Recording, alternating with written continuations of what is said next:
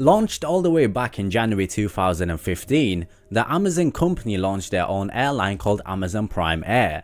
It's a cargo airline of Amazon's delivery service, and it operates using its own branded aircraft operated by Air Transport International, ABX Air, and also Atlas Air. Now, the reason why the company effectively started its own airline is to reduce its reliance on third-party companies and increase the amount of merchandise that would be eligible for free two-day delivery.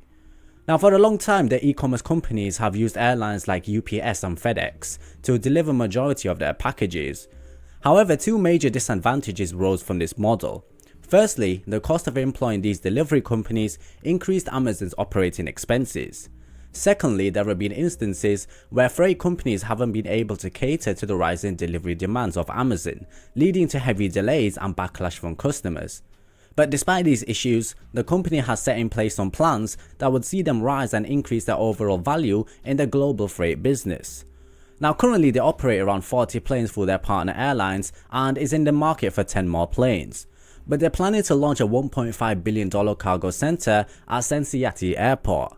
This expansion will support more than 100 planes, and they're targeting to start operations in the beginning of 2020.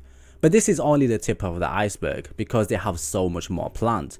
Now, Amazon originally leased 919 acres to build this global center, but upon realizing that they needed more land to accommodate the demand, in January 2018 they added a further 210.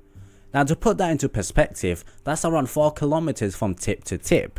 With the project having multiple phases in design, it's estimated that the total space of the airport would provide space for approximately 400 planes.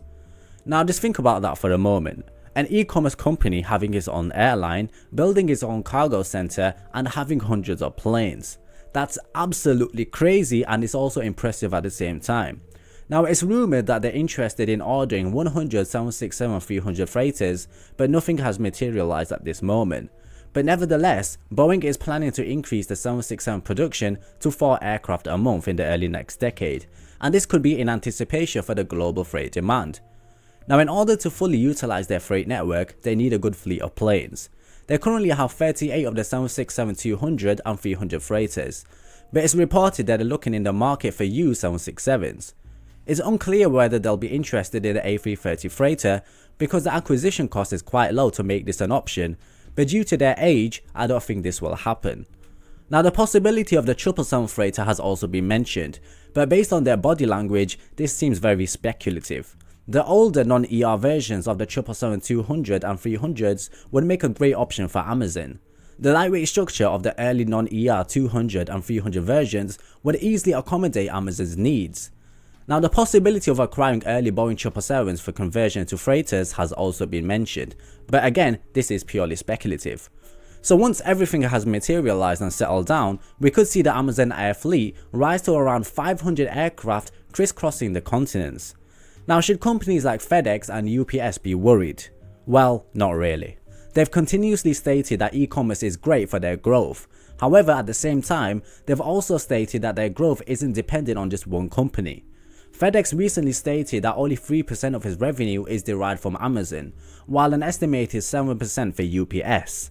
Also, if we look outside the US, then FedEx and UPS have very limited competition. If you look at the growth of e-commerce and limited competition, then they're able to offset any impact from Amazon Air.